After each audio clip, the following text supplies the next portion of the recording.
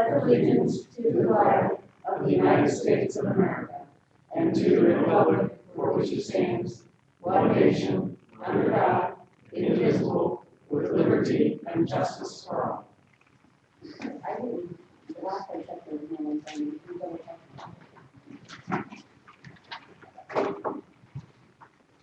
No. All right. Since we have no visitors that want to speak, we'll go forward with the roll call. Motion carried. Here. Whittlesey. Here. Gum. Here. Fletcher. Here. Okay. The meeting is called to order. Under the president's report, we have some exciting things going on tonight, so I'm going to pass it right over to Matt, and let's get started. Okay, thank you. In June of 2013, House Bill 59 was passed by the governor, and this school security grant program was established. And we have talked about this previously, and its opportunity that has been afforded to us as a district. The school security grant program, for those of you who don't know, was something that was included in the bill that is going to be administered by the Ohio School Facilities Commission. And it authorizes the Ohio School Facilities Commission to reimburse public schools for a couple of grants. One grant is to have emergency communication systems, or what they call a multi-agency radio communication system. That's a mouthful. But they're called MARCS radios. And the MARCS radios are an in-school unit that can be a direct line of communication in an emergency scenario from the school district to in our case, the Portage County Sheriff's Department. In the past, in the emergencies that have, the crises that have happened in the past, whether it's been school shootings or other tragedies, the public communication has been debilitated. So cell phone towers have shut down. Actual phone lines for the actual telephone lines also were not making or receiving phone calls. These radios would allow direct communication, bypassing those major media devices. So if all that goes down, we can still have a direct line of communication with the emergency personnel. They opened up the grant period, and our assistant principal, Lori Sandell, applied for the grants for all 3 buildings. So you can do 1 grant per building.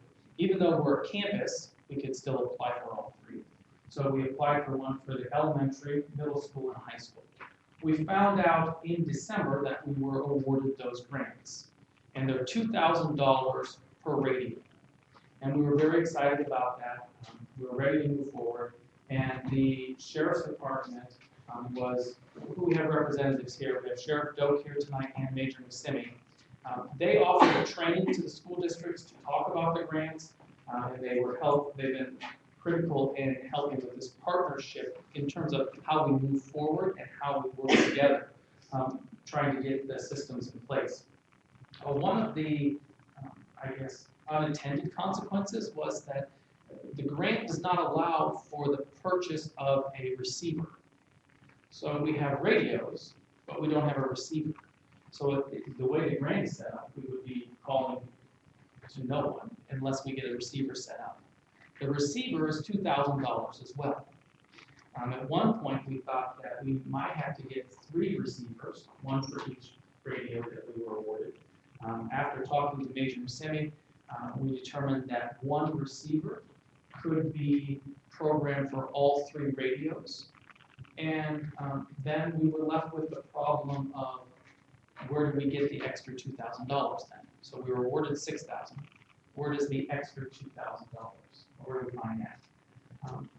Thankfully, the Randolph's Lions Club, and many of the members are here tonight, did outreach. Specifically, we started with conversations with our liaison from the school to the Lions Club, and that is Mr. Rich McCruskey, one of our middle school intervention specialists.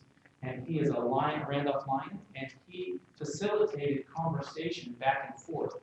Because the Lions Club, and we're going to bring Chuck up here, the president of the Lions Club, and he's going to talk a little bit more about those partnerships. But the Lions Club reached out to us and said, how can we get involved? how can we help the school? How can we continue to partner? And this was an initial opportunity. They're just sitting there and we're looking for support, and they swooped in as usual and were willing to help us out. So this is a pretty unique situation because we're partnering with the Portage County Sheriff's Department and we're partnering with the Lions Club to increase student safety, which is paramount in this day and age. So right now I would like to ask Chuck Guthier to come up here and speak on the behalf of the Randolph Lions Club as the president of the club.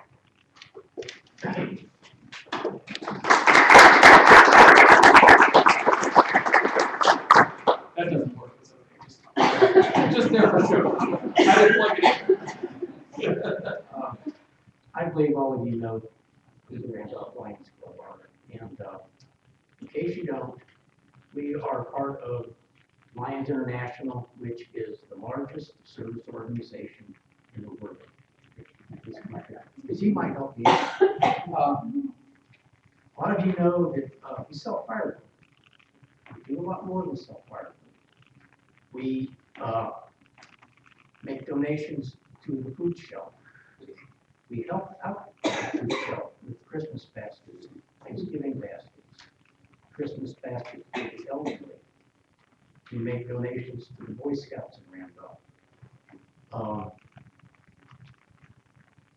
We help out with the pilot dog, which is, I believe you all know what a pilot dog is. And we help out with Lions Club Eye Foundation, which if we can't take care of someone's eye care, we turn it over to the Eye Foundation, and they even take care of surgery and cataracts and things of that nature. So we do a lot more. We try to do as much as we can in Randolph. If you look around, you're going to see things that was either built by the Lions, it was paid for by the Lions, it was installed by the Lions, or the Lions donated manpower to do whatever it needs to be done. And I'm proud to say, I'm Randolph. Rich, you'll say something. We did it like that. If anybody has any questions about the Lions Club, we meet every third Tuesday of the month at the Senior Center. And we're always looking for new members, and believe me, you're not going to find a better group of people than you will with the Randolph Lions. Thank you.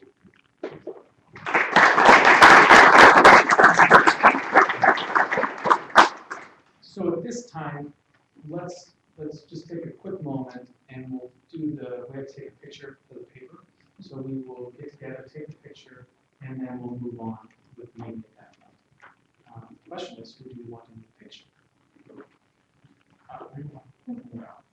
So both Major Messeni and Sarah go. I think that's a no-brainer. Chuck, that's a no-brainer.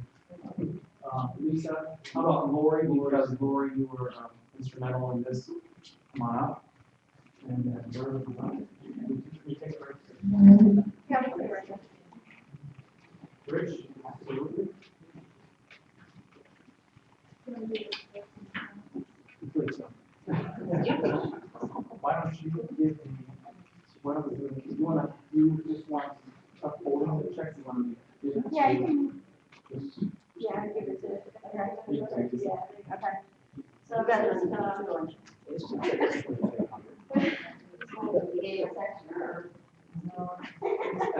Well, the check is for $2,300. Okay. All right. And it's our hope that this never has to be used, just sits and collects dust. I agree. 1, 2, 3. And I'm gonna go one more time.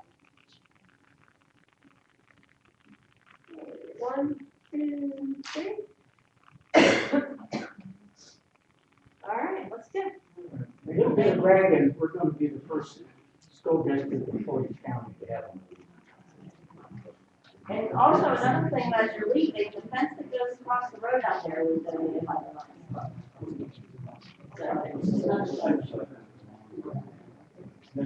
I think at this time we'll have Sheriff Joe Call to say a few words.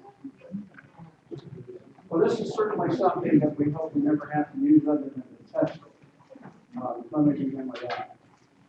School safety is something that is extremely important to us.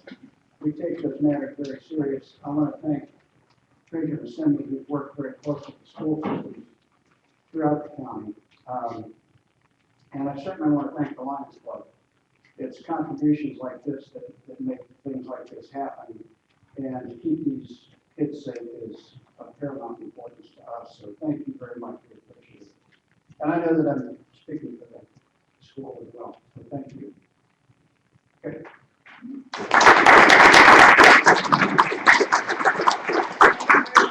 Thank you guys very much, I appreciate it.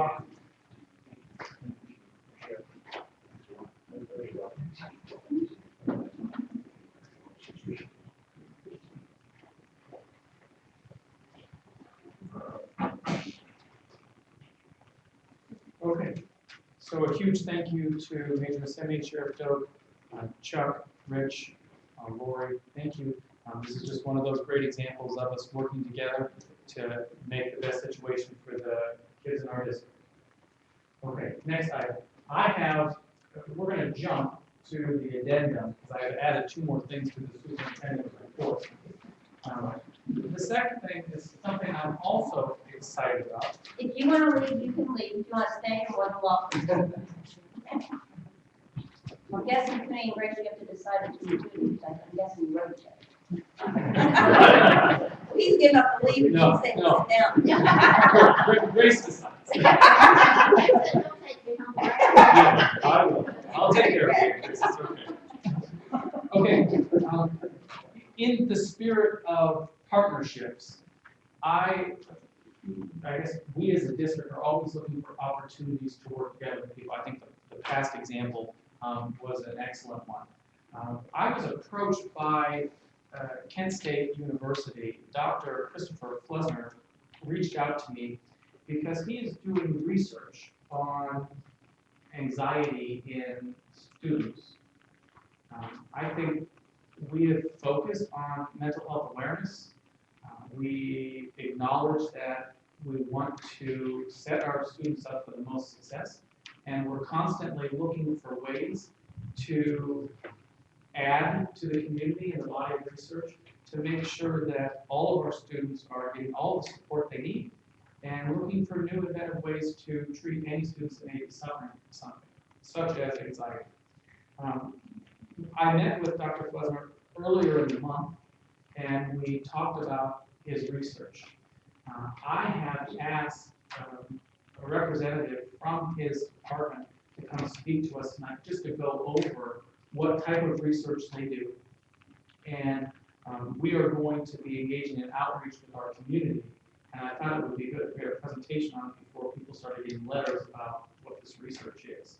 I think it's always good to find ways to partner with universities because they are doing research that is going to apply to our students. And we can continue to work together to meet the needs of them. This is just one of those examples. Alex Dioria is with us tonight from Dr. Flesner's office, and I'm going to ask her to come up to just talk a little bit about the research. We can applaud for her too. She came out tonight to help us out. What a lovely introduction. Well, as Mr. Montgomery said, my name is Alex. I'm coming to you tonight from Kent State University's Clinical Psychology PhD program, specifically the Child Anxiety Research Program. So we are a pediatric clinical psychology program that focuses on, obviously, children and adolescents and their families in relation to anxiety-related disorders. So it's so wonderful to be able to speak here tonight. Our biggest push right now is to recruit. So we have all of our research initiatives set up. We've been actively recruiting for our different projects. But we need more information is basically why we're here. We need more kids to come in. We need more families to volunteer to participate. And we're looking really to help these kids and their families. So I'll tell you a little bit about some of the research projects that we have going on at the moment. So we have 2 big research projects that we're currently actively recruiting for. We've gotten over 50 families so far, which have participated, but obviously the more the better. We do run the statistics on this, so it's always good to have a good number of participants. So the first is the what we call the CARDI study, and that is an acronym for when we Child Anxiety and Relative Disorder Interview Study, which is kind of a long title, so we just call it CARDI. For this study, this is our biggest study at the moment, and it's probably the most comprehensive of all of them. We are recruiting kids between the ages of 9 and 17, so we're looking for a little bit of an older age range there. And we're recruiting one of their biological parents as well. And the reason for a biological parent is because we do look at neurocognitive functioning, so anything in terms of genetics that might be passed down from a parent to a child, in terms of anxiety and any type of predisposition. And then in addition to that, we also are just looking for family environment, if any type of family relationship, anything to do with that. So we don't assume, but we'd like to look and see what that might be. So for the CARDI study, we ask that it's very short. Basically, we would have families come to Kent State University for 2 sessions. The first session is just a few hours, where we would have the parent and the child there for a full psychological diagnostic interview. That is free of cost. So that is just one of the benefits to participating in this research study. So if they have a child with an anxiety-related disorder, it's always wonderful to receive a free full assessment, to come in and really get that, because that could be very costly for some families. So it's a free assessment. We also had the child do a few computer games. These computer games are actually neurocognitive testing programs. So they're actually kind of fun for the kids, but they're very short, only lasts about an hour and a half. And then after that first study session, we would ask that the parent just come back within 1 to 2 weeks of coming in. The parent would receive full feedback regarding their child's assessment free of cost. They would also meet one-on-one with Dr. Cluster or a therapist working in our program who would have some treatment recommendations and any type of referrals if needed. So for the CARDI study, we are actively recruiting kids with and without anxiety. Anxiety-related disorders, you can coin that term as just like a big overview of anxiety, but we're looking specifically for kids with generalized anxiety disorder, which is probably more so what you're thinking about in terms of a kid with anxiety, just kind of fears and worries about everyday life. We're also looking for kids with hair pulling disorder. The scientific term for that is trichotillomania. Dr. Cluster is actually a specialist in that area out of Brown University, so he really specializes in hair pulling, kids who twist and pull their hair out of anxiety. We also look for children who have obsessive compulsive disorder, or OCD. So these kids who have fears and worries, but more so in an obsessive way, and then they're using their compulsions or kind of habitual actions to get rid of those fears that they might have. And then any kids with social phobia, which speaks for itself, kids who are afraid of social situations. So we're looking for a wide range of children. And then in addition to that, we're looking for kids without anxiety. So obviously, if we have kids that we are looking to do research on anxiety for, we have to compare them against kids that we like to just call healthy controls, kids that come in and have no symptoms of anxiety disorders, so that we can compare them to see any type of improvement. The other study that we are actively recruiting for, we just like to call it the Little Kid Study. I won't bore you with the big, long title and name that we have currently. And this study is very similar, except just a little bit more specific. We're looking for children who specifically have symptoms of obsessive compulsive disorder. And again, we're looking for healthy kids as well for that one. That one is called the Little Kid Study because we're recruiting children between the ages of 5 and 12. So some littler children really to participate in that research study. But like I said, it's a really great way for families not only just to get involved in research, to be part of a larger knowledge of kind of mental health disorders and what we could be doing for these families, but they'll also receive a free diagnostic assessment of their child, free treatment, and then if they're interested, we can always enroll them in our own psychological clinic at Kent State, which is reduced costs and sometimes even free services. So we're hoping to overall benefit these kids and their families and to develop treatments for the future that can help these children with anxiety-related disorders. So, any questions at all, or? The healthy kids are the ones that don't have anxiety. Or Correct. don't have OCD. Did their parents go with them also? They do. So they go through the same exact protocol. So that's a really great question. So even though the kids might not present with any type of symptoms of anxiety, we do have to have them go through the same exact thing that our kids with anxiety do go through, which would involve the full diagnostic assessment. And again, they could go into that with no symptoms of anxiety, but they might come out with some sort of diagnosis, which would be good to know for families who might not have otherwise gone and received a diagnostic assessment. So, and then just an added bonus, they would receive $50 in cash for participating for about 4 hours of their time. So How many kids are you looking for? We're looking for 150 children, so we still have a ways to go, and that includes their parents. Or I'm sorry, that doesn't include their parents. That'd be 150 participants and a biological parent. Any other questions? Well, I get, the science teacher gets excited about, there's a science teacher, so when I get research, I get goosebumps, and you can call them nervous, okay? But I really like the idea of partnering with the university to add to research that may benefit students in the future. And I think that Alex and Dr. Klesner, it's hard to get student participants. It's hard to get groups of students who are captive audience and parents to reach out to them in a safe way.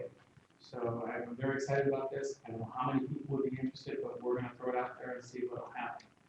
I will tell you that we're sending home, Dr. Klesner's office has been very kind. They are going to, they'll cover all the mailing, and then we're going to send out letters to everybody in the district from Dr. Klesner's office. They're going to print out the letters and give us blank envelopes, and then and protect security. We put all the addresses on them in-house here because I think that's important as well to make sure that we're protecting them.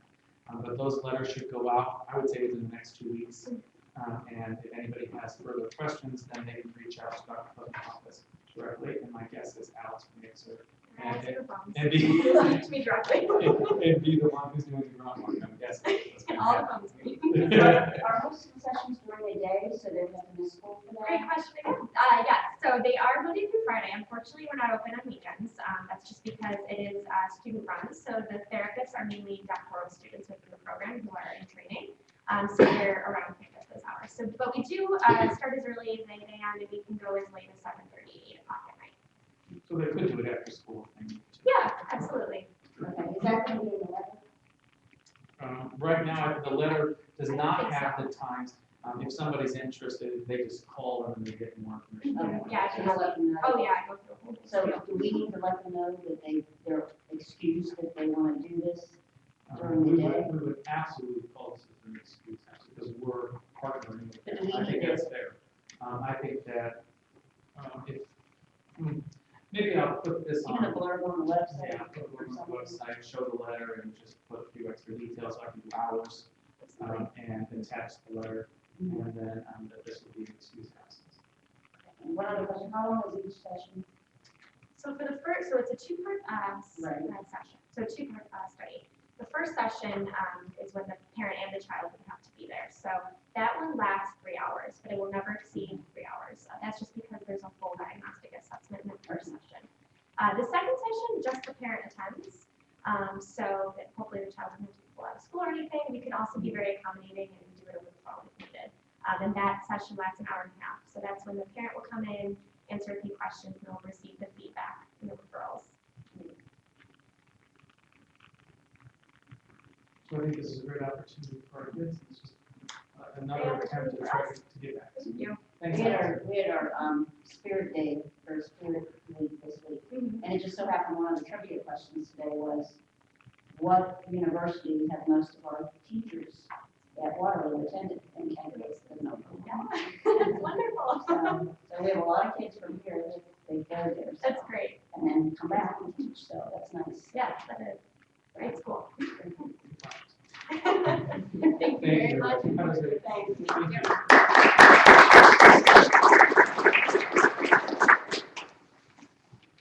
Okay, next item on the list, also under superintendent's report, but on the addendum, is the stadium improvement committee. During the last board meeting, it was asked by the board to create a stadium improvement committee that would explore the options of possibly doing a bond issue to renovate our stadium and our track. And I just wanted to give everybody an update that we did follow through with that. We had our first meeting with the committee. We have about approximately 10 people on the committee. And through that discussion, we had just the initial kind of planning, but we determined the first course of action would be to go visit other schools who have already done, recently done renovation projects. So we have schools already planned. The first one is at Wadsworth, and that's next week. I happen to know that superintendent well. He's a good guy, he's on speed dial. So he has graciously allowed us and arranged us to meet with his business manager and himself, and we're going to get a tour of that facility. We also have made contact with East Palestine. We're going to contact we haven't contacted West Reserve and Canfield, but I think those are the 4 thus far. So Wadsworth, East Palestine, Canfield, and Western Reserve all have newer facilities. And we will explore those, see what those projects entail, and then the committee would kind of discuss what we want, what we would envision for the school, what would be Waterloo's best fit. And then at that point, meet with the architects to get a firmed up number. I know Brian, in the fall when we were talking about, Brian suggested that we get firm numbers because that estimate from AVG was from some time ago. And I think that's a great recommendation. I don't think we can get firm numbers until we can answer the question, what do we want? So the committee thought it was good to explore existing facilities to help aid in that discussion. So we will have the first, I think it's February 19th, next Wednesday. Just so for those of you who are on the committee, Andy reached out to me earlier in the week and said that as long as we don't get more snow, we're okay. But he said that the city of Wadsworth stores snow on the football field. So if we get a whole bunch of snow, it won't be a great opportunity for us to visit the football field, unless we're going skiing. It's not on the field. Yeah, there's a huge parking lot there. So we won't be able to get there. Not unless you come from the other end. So he said, if that's the case, he will let us know and we will schedule within the next week. But he said, as of right now, everything's a go. He's got that facility manager already lined up to give us a tour. Their track is, I think, he said there's 2 different locations. Yeah, the track is at the high school. The stadium is back in the neighborhood. And we're gonna meet at the stadium and then we're gonna go to the track center. So I'm looking forward to that, right? If you need a 5th one to go to, you might want to check into Woodbridge, because if I'm not mistaken, our plan that we had was developed by the same architectural firm, I believe, that did Woodbridge's, and it's very similar in layout and stuff like that. So. We talked about it, and that was one of the suggestions, that one and Crestwood.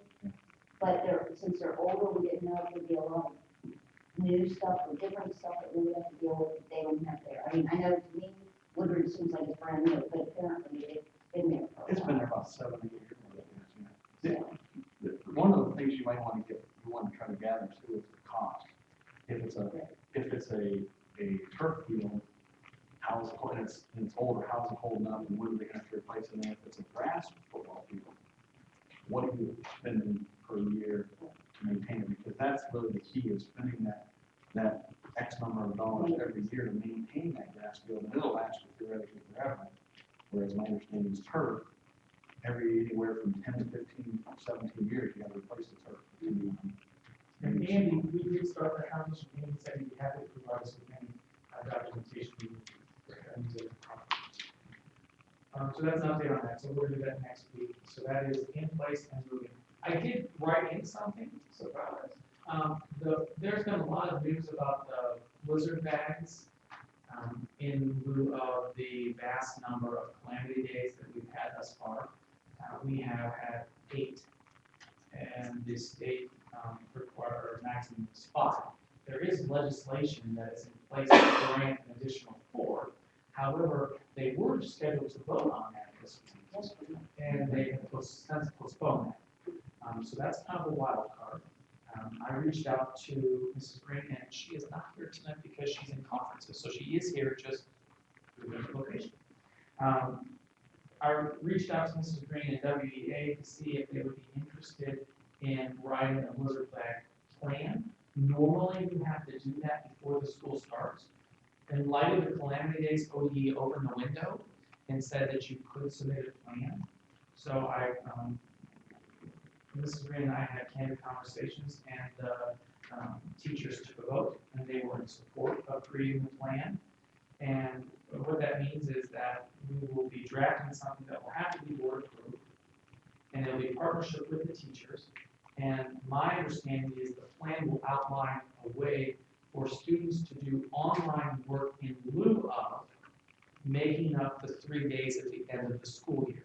Right now, the last student day is, it's a Tuesday, it's June 4th or 5th, I think it's June 4th.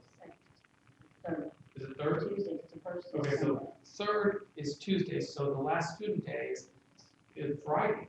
It's Wednesday, Thursday, Friday is what we have right now because of those extra days. So if the legislation doesn't wait 4 days, or hypothetically, we get more snow days, which I don't think is far-fetched, the way this winter's been going this far, we could use this blizzard bag plan to make up those days, and then the kids would be out on their scheduled dismissal day.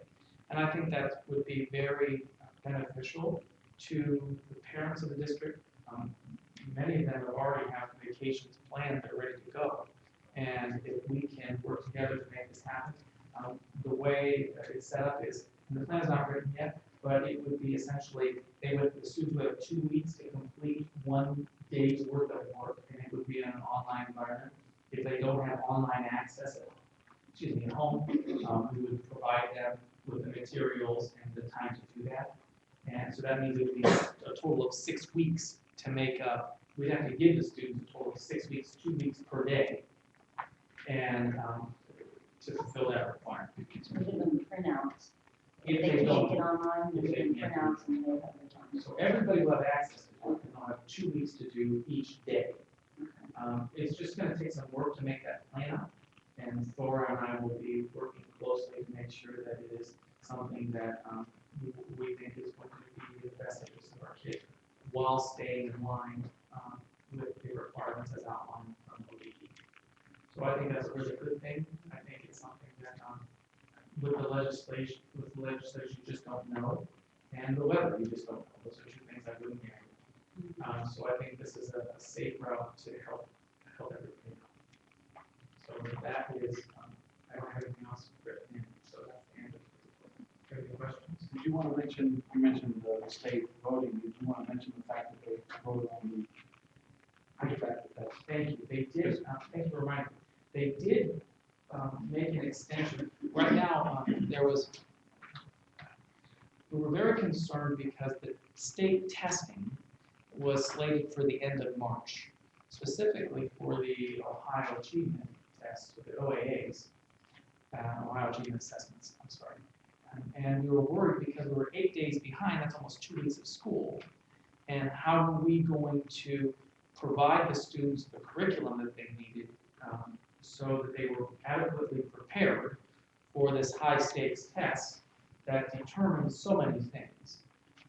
So I know that the superintendent of Porter County wrote a letter last week asking the legislators to make this extension. I'm not hard pressed to believe that our letter made a difference, but I think a lot of people were reaching out, asking for that same thing. And we just found out this week that it was pushed back, and it's pushed back to, I don't have the dates in front of me. Does anybody know this? April 21st to May 5th or 6th, something like that. So it's going to give us extra time to make sure that we have adequately prepared the students to be successful on that test. It will not help the OGTs, so 10th grade OGTs, those dates cannot be adjusted. And the rationale for that is that it takes, to get the reports back from the OGTs, we get that a day or 2 before the senior's last day. And there are seniors who may have struggled on the test who are taking it again in hopes that this last time they will pass it and then they will be able to graduate. And if they push that date back, then they won't have the grades ready or the scores ready for graduation. So that date they cannot mess with, that week they cannot mess with. But they could give us some leeway on the OAs. We're very grateful for that. That is a huge deal. Thank you. That's all I have. Thank you. Thank you. All right, Just need to add some items to the consent agenda tonight under superintendent's business. for your addendum items G, H, and I. And then number 8, we need to amend for executive session to also include item 2, employment.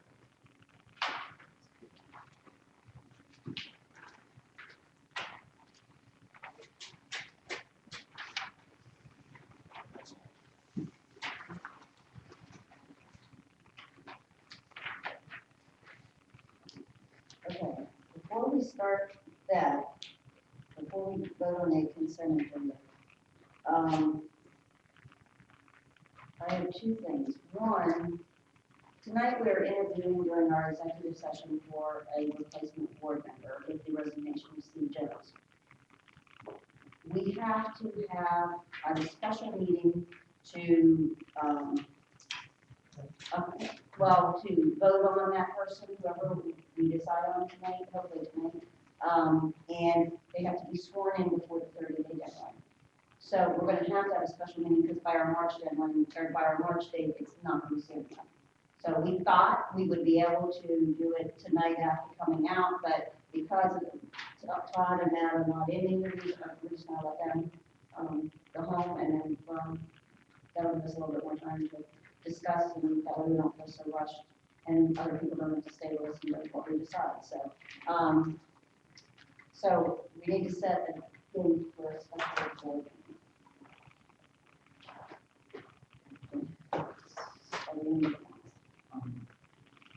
I'm pretty booked up. I have the 20th and the 27th, about the only 2 days I have. 20th and the 27th? You know, I think it's 20th. We're probably looking at like a 10-minute meeting. Yes. It's gonna be, We could do a 5 o'clock meeting or something. it's gonna be one of those, We can do an 8 AM meeting. the person's gonna be here. So we gotta make sure that they can be here. Can we shoot for the 27th? 27th, is that good for you or not? 27 is good for me. Okay, which one, do you wanna do 5 o'clock? Or do you wanna, wait until the meeting? We could do 6 o'clock or something. If they do have to come from work, though, that may be, Whatever you guys, that's all I'm thinking. Put it on the 27th. Whatever you like to do. Let's just make it at 7, just to be safe, they, depending on who it is, that way they're not. Sure. February 27th. So February 27th at 7 o'clock, here in the meeting.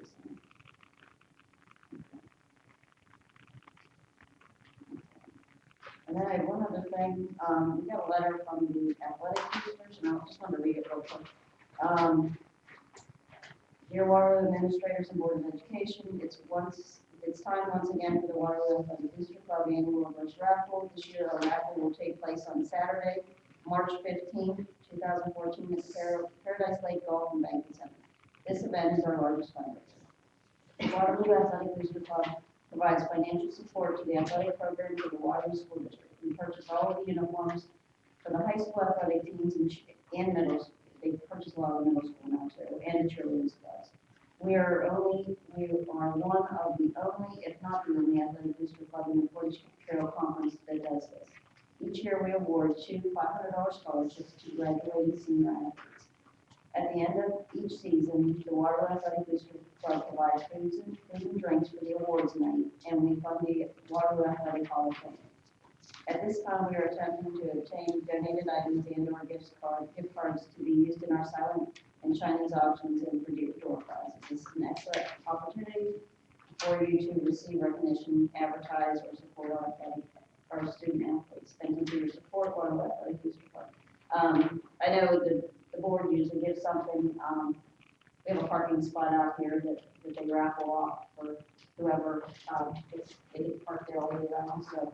But if anyone's interested, see a booster member, it's a nice event and, it is really something to, have the kids all in uniforms every 4 years, it's a rotation, that way each child, if they're here all 4 years of their high school career, at one point will wear a brand new uniform.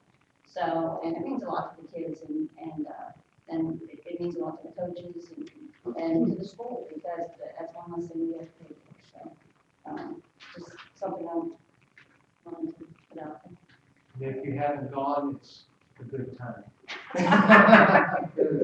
Also, though, Lisa, correct me if I'm wrong, if you have plans or you're not gonna be in town that week, you can buy a ticket just for the raffle. Right. Is that $25? Yes, you can. The tickets are $50, each person to go, and that's your meal and drinks and everything else. If you cannot attend, you can pay $25 and you get a number and you still get in that, the grand prize of $1,500. So,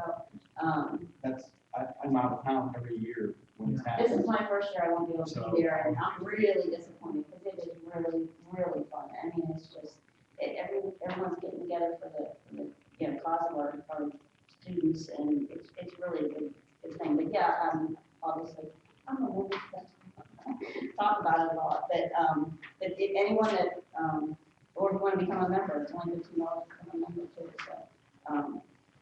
But yeah, it's $25 and you get a ticket and a chance to drink too, so. Yeah.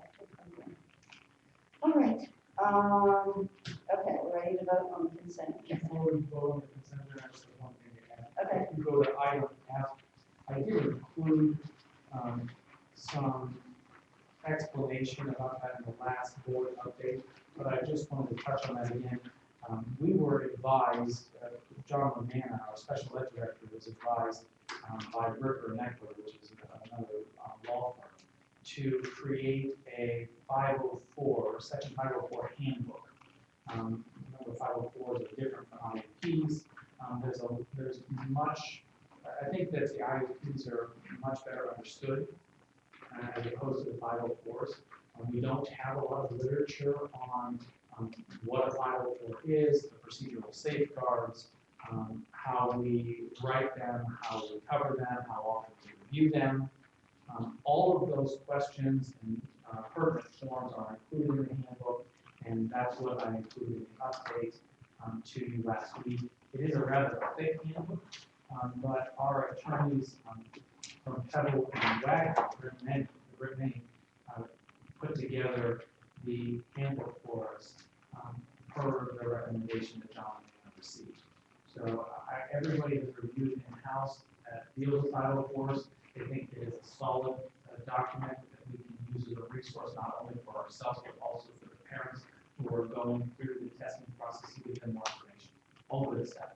But I just wanted to touch base on why we were doing it. Could you, for the audience, let them know 504 is for It's for students with yes. medical issue that's causing them to have struggles? It's a accommodation for students who would not normally qualify for an IEP, so maybe they don't have a deficiency in academic ability, but there's other things that are impacting their educational process, and this safeguard helps afford them the opportunity to level the playing field. Okay, anything else on the consent? Okay. Do I have a motion to accept the consent agenda with the addition of the superintendent's list going from adding E, H, and I, and the treasurer's adding number 8? Second. Any questions or comments? Roll call? Pusateri, Yes. Whittlesey, Young, Yes. Fletcher. Yes. Motion passes. And one other quick thing, and I don't want to embarrass Tracy, but Tracy Stoller went and she has connections with a lot of the Town Hall 2 and Family and Community Services, and she has provided us with numbers of people to contact, and if you need help, and there's cards up here, if you know of anyone that does need help, and I'll give these to Matt. And but if anybody, I want to thank her for that. I know that takes time trying to gather information from people. So, but we have stuff up here. If you want information, you're more than welcome to come up and look at it. And good evening, Waterloo families. It is currently 7:45. We are wrapping up our parent-teacher conferences for this evening. They will end at 7:50. So thank you again for coming, and everyone have a safe drive home. okay. So anyway, if anyone wants to see any of this, it's up here and for you to look at. So, okay, this time I have a motion to go into recess into executive session for appointment and employment.